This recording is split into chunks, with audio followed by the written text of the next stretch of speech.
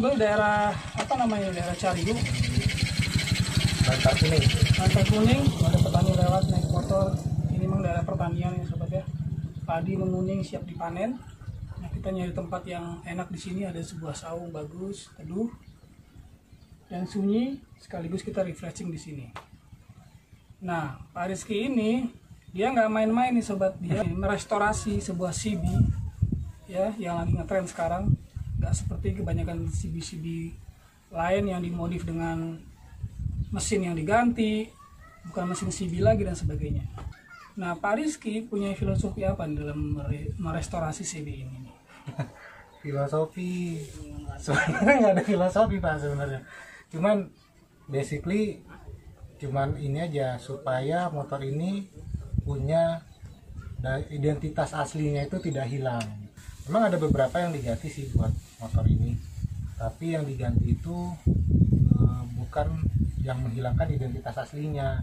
Mungkin cuma perintilan kecil lah Ya, bukan hal yang pokok dari sebuah CB ya. betul. Pokoknya orang melihat motor ini masih terngiang-ngiang gitu ya, kalau pernah melihat dulunya atau pernah merasakan dulu ya, pernah saya lihat, pernah saya pakai, bapak saya, kakek saya gitu kan. Oh, jadi motivasinya itu salah satunya adalah mengenang Ya, masa kecil, mengenang motor dari orang tua. betul.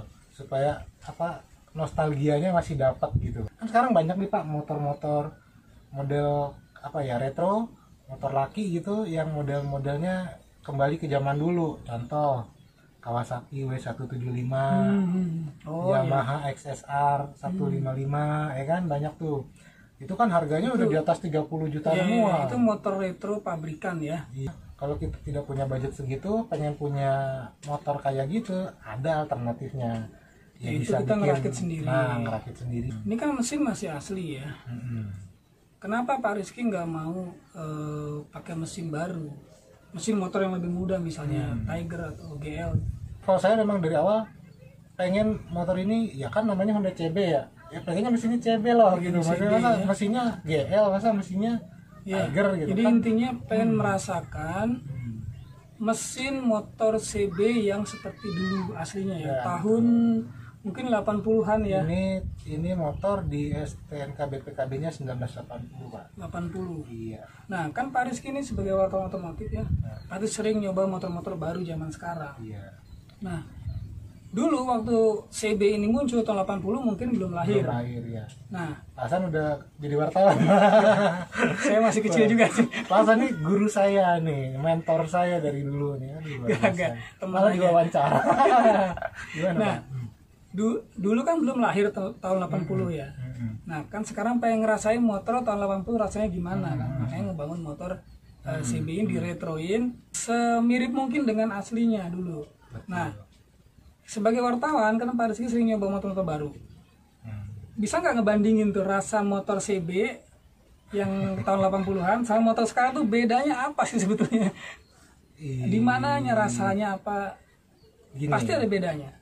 beda, jelas beda. Yang namanya motor tua, walaupun sudah kita restorasi, itu masih suka ada trouble-trouble di jalan. Kayak misalkan tadi, ya tiba-tiba shock breaker belakang sebelah kiri copot, gantung. Itu kan nepi dulu ya kan. Apa, aduh lepas dia. Ya, pasang ring yang lebih gede. Akhirnya nyari ringnya dulu buat dipasang lagi gitu. Itu hal-hal kayak gitu sih mungkin apa ya, Drama ya. Jadi dramanya itu mungkin yang membedakan ya, betul. motor tua sama motor baru sekarang. Kalau naik motor baru kan ya lancar, nggak ada masalah, nggak ada drama ya. Rasanya juga kalau motor baru kan biasa aja ya. Bener. Nah, kalau ini pasti ada drama nih. Kalau mengendarai motor tua gitu Pak, ya kita memang harus senang otomotif sih pertama. Itu karena hal kayak gitu tuh kalau buat kita nggak suka otomotif akan jadi beban buat di jalan ya kan. Nah, kalau kita suka otomotif ya memang kita sudah seneng gitu ngalamin hal-hal kayak gitu tuh ya. Terus yang kedua nih, Ya siap lah ngalamin drama-drama di jalan itu. motor ini juga kan nggak ada starter elektriknya, nggak ada. Jadi kalau nyalain mesti di ngengkol dulu. Ngidupinnya aja tegang ya. Ini hidup apa enggak nih? Tadi sehat begitu kan. Digenjot berapa kali belum hidup, tapi iya. hidup juga gitu. Jadi kalau motor tua kayak gini ada triknya Pak. Memang kalau misalkan baru pertama kali dinyalain itu jangan langsung dikontak.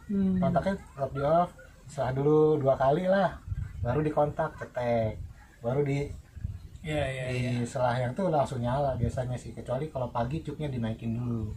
Lah ini menarik kan, apa habis cuknya dinaikin udah agak panas dikit turunin lagi. Di sini masih karbu platina ya, rajin-rajin ini aja sih. Jadi habitnya orang dulu lah, habitnya orang dulu yang punya motor CB tahun 80-an itu sekarang di remake lagi sama Pak Rizky. Kebiasaannya tadi mulai nyetaternya harus pakai cuk dulu dan sebagainya ya. Memang ada rasa yang berbeda kalau miara motor seperti ini, motor-motor lawas gitu ya. Betul. Tapi kalau lagi nyetirnya Pak, itu ada rasa bahagia yang lebih nggak dibanding naik motor zaman sekarang, motor baru?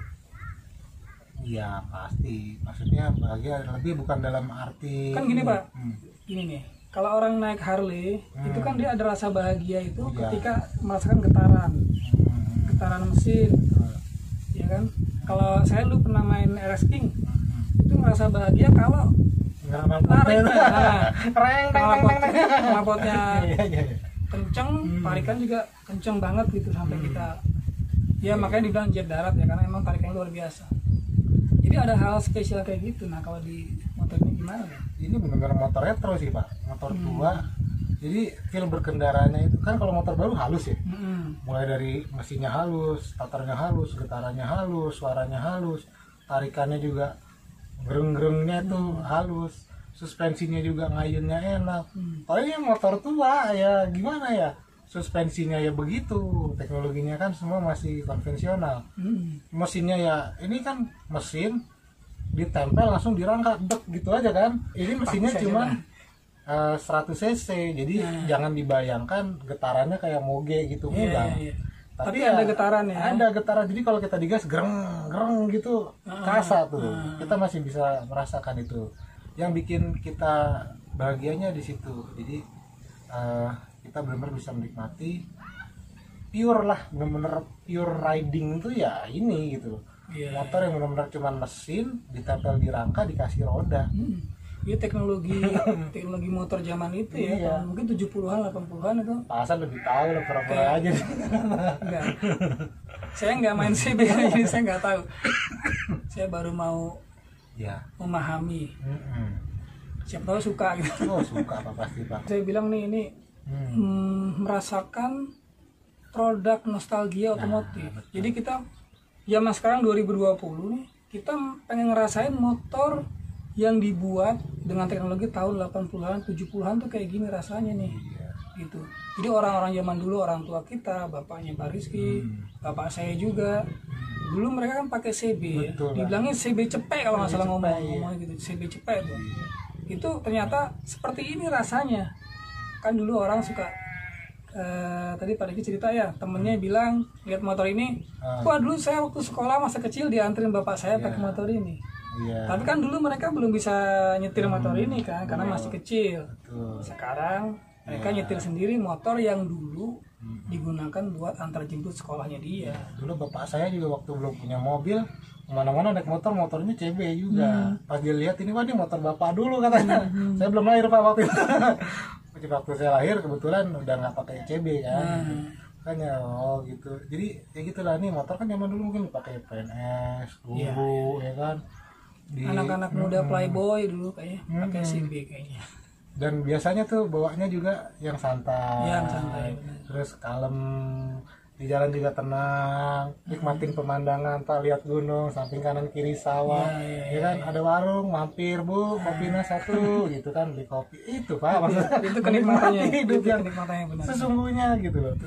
Ya kalau dibandingin sama motor zaman sekarang sih, ya kalau buat begitu juga bisa gitu, cuman rasanya beda kalau nggak naik motor jadul gitu. Tadi saya di warung nongkrong sama Pak Rizky ya, kita lagi ngopi apa tadi, makan Indomie. Motor Pak Rizky itu lebih keren daripada motor saya gitu, di parkirnya itu gitu. Padahal lebih murah ya Pak. Lebih kelihatan enak, pas gitu buat nongkrong, ngopi, ngerokok di warung tuh lebih kena gitu ya kalau orang pakai motor seperti ini. Oh iya. Terus satu lagi Pak, kalau kita pergi satu tempat mampir di warung, terus ada orang lain, Betul. jadi bahan obrolan Pak. Kan kadang kan kalau kita kan suka canggung ya kan? Iya. Gitu mau mulai komunikasi ngomongin apa, nggak mungkin kan nanyain apa yang lain, hal-hal yang pribadi. Nah ini jadi bahan gitu. Kadang-kadang orang, Mas motor apa nih gitu, tahun berapa nih, ya kan, wah langsung jadi ngobrol. Itu nikmat tuh, itu nikmat. Punya teman baru dan sebagainya. Betul, jadi nambah teman. Di perjalanan juga nggak kehabisan teman buat ngobrol. Iya, ini mirip dengan waktu saya dulu main King ya, main RS King itu. Saya bahkan sampai parkir di Indomaret aja, itu tukang parkir nggak mau dikasih duit 2.000 sama orang lain dia minta, tapi sama saya dia nggak mau karena saya pakai King gitu ya. Jadi emang sebuah produk otomotif ya, khususnya motor ya, mobil juga begitu, itu bisa membawa suasana, membangun suasana khusus gitu. Kalau kita pakai motor tertentu suasananya lain lagi, motor yang begini suasananya beda lagi. Jadi memang apa ini ya, jadi sebuah produk itu mempengaruhi kehidupan sosial kita gitu. Sama ya itu, saya lagi-lagi nih kan, ini CB Honda ya, saya pernah punya pengalaman dengan King di Yamaha ya. Saya lagi makan di warung tenda gitu, parkir motor saya di situ, sendirian motor saya tuh, saya lagi makan, tiba-tiba tuh datang motor King banyak, sampai 7 parkir dijejerin dekat motor saya. Terus mereka langsung ngajak saya ngobrol, tukeran HP dan sebagainya, jadi teman akhirnya. Kalau dengan motor baru, ya kita nggak sebut mereknya, ya tahu sendiri lah, motor-motor baru kan banyak yang klubnya juga ya. Iya. Mungkin persahabatannya nggak seperti itu, nggak akan sekental itu. Kayak ada persamaan nasib, apa ya, nasib sama-sama tanda petik menderita ya. Iya. Menderita gitu, berpeluang menderita lah. Menderitanya tuh mogoknya, apa drama-drama di jalannya itu. Kalau motor kayak gini, King, CB, Vespa juga sama itu. Mereka juga lebih kuat lagi ya. Betul, karena penderitaan bersama itu. Kalau ketemu di jalan sama CB juga kita saling pasang ini ada rasa senasib gitu. Iya benar. Kalau pakai Mio banyak banget di jalan, berisik ntar tiap ketemu Mio klakson gitu. Mio. Iya. Dan sekarang kan tren lagi nih motor-motor custom gitu.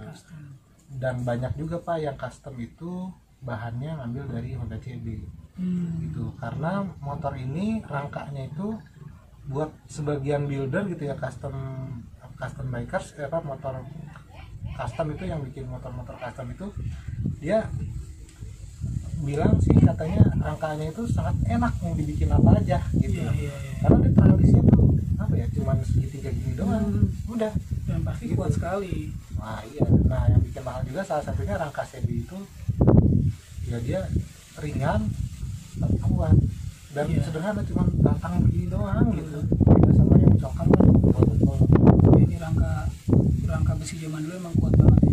Kan sekarang suka ada tuh di sosmed ya, orang posting motor baru Grace, yang motor baru yang keren itu, yang harganya di atas 30 juta, 40 juta mah, di atas 40 juta, itu rangkanya Propos. Tahu lah kan mereknya ya. Nah, kita nggak usah sebut lah, tapi motor baru ya. Kalau motor baru tapi rangkanya Propos gitu. Dan foto-fotonya tuh di sosmed banyak lah. Ini bayangin aja udah berapa puluh tahun, nggak ada Propos, nggak ada apa. Berarti udah 2020, 40 tahun Pak motor ini. Bayangin aja kalau motor baru yang sekarang ini, pertanyaannya gitu, mampu nggak dia 40 tahun lagi masih kuat rangkanya? Tadi Pak Rizky cerita sempat ditawar orang berapa nih Pak? Oh, waktu di bengkel sempat ditawar 10 gitu. 10. Cuman belum jadi kan? Belum jadi, udah ditawar 10 ya.